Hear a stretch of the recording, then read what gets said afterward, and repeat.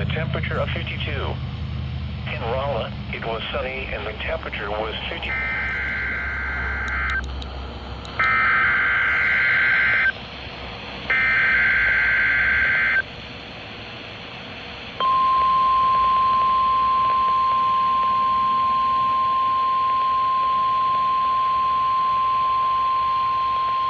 This is a test of the NOAA Weather Radio Alert System.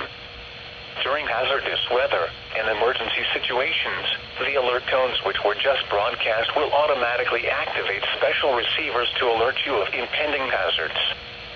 Today's test is being conducted for Severe Weather Preparedness Week. However, this test is normally conducted every Wednesday around 11 a.m.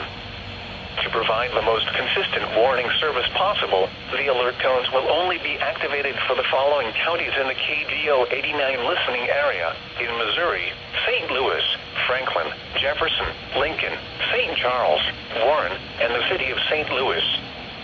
In Illinois, Madison, Monroe, and St. Clair. If your receiver was tone activated, the alert function will automatically reset after the test. This concludes our test for this week, and we will now resume normal programming. Thank you.